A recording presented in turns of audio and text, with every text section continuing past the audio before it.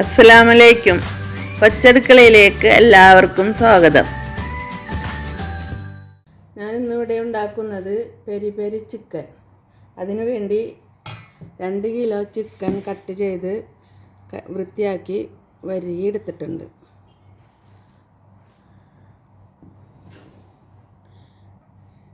ഞാൻ അതിലേക്ക് വേണ്ട മസാലകൾ എടുക്കാം. ഒരു ജാർ എടുത്തിട്ടുണ്ട്, മിക്സിയുടെ. അതിലേക്ക് വെള്ളുള്ളി ഇട്ട് കൊടുക്കുന്നുണ്ട്. 2 വലിയ ഉണ്ട വെളുത്തുള്ളിയാണ് എടുത്തേക്കണത്. 5-8 പച്ചമുളക് ഇട്ടിട്ടുണ്ട്. 5-6 ഉണക്കമുളക് ഇടുന്നുണ്ട്. ലീഫ് 2 എണ്ണം ഇട്ട് കൊടുക്കുന്നുണ്ട്. Paprika powder 2 teaspoon. Red capsicum ഉണങ്ങിയ പൊടിയാണ്. 2 ടേബിൾ സ്പൂൺ ഒലിവ് ഓയിൽ ഒഴിച്ച് കൊടുക്കുന്നുണ്ട്. 2 ടീസ്പൂൺ നാരങ്ങാനീര് ഒഴിച്ച് കൊടുക്കുന്നുണ്ട്. ആവശ്യത്തിന് ഉപ്പ്. നിങ്ങളടുത്ത് പച്ചമുളക് പഴുത്തതുണ്ടല്ലോ, പഴുത്ത മുളക് കിട്ടുകയാണെങ്കിൽ അതാണ് അതിന് ഏറ്റവും നല്ലത്. എൻ്റെ അടുത്ത് അതില്ലാത്തത് കൊണ്ടാണ് ഞാൻ പച്ചമുളക് തന്നെ എടുത്തത്. ഇനി ഇത് നന്നായിട്ടൊന്ന് അരച്ചെടുക്കാം. അരപ്പനി ചിക്കനിലിട്ട് കൊടുക്കാം. നന്നായിട്ട് തേച്ച് പിടിപ്പിക്കണം. മസാല ഈ വരിഞ്ഞതിൻ്റെ ഉള്ളിലേക്കൊക്കെ ശരിക്ക് തേച്ച് കൊടുക്കണം. ഇതിനി പുകച്ച് കൊടുക്കാനായിട്ട് ഞാൻ 2 കരി എടുത്ത് കത്തിച്ച് വന്നിട്ടുണ്ട്. അതൊരു പാത്രത്തിൽ വെച്ച് ഇതിൽ വെച്ച് കൊടുക്കാം. ലേശം ഓയിൽ ഒഴിച്ച് കൊടുക്കാം.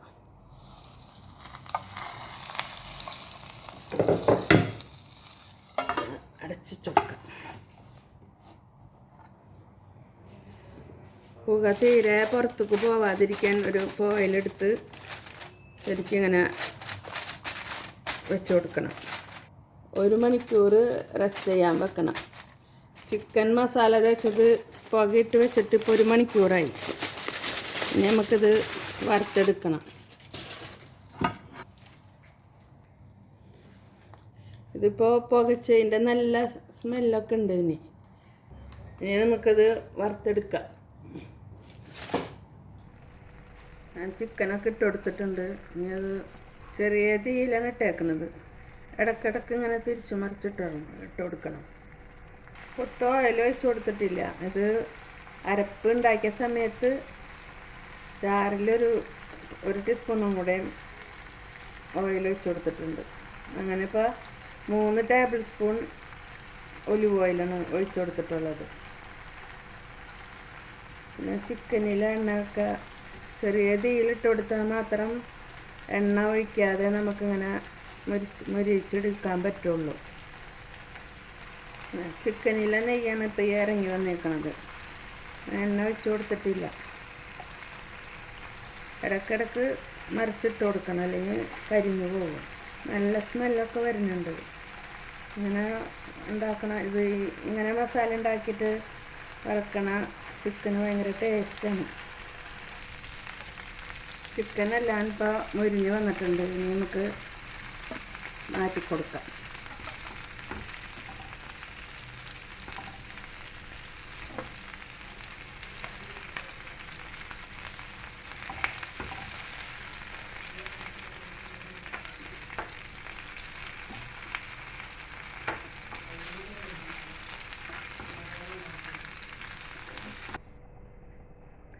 ഇനി നമുക്ക് ബാക്കിയുള്ള ചിക്കനും കൂടി ഇട്ട് കൊടുത്ത് വറുത്തെടുക്കാം.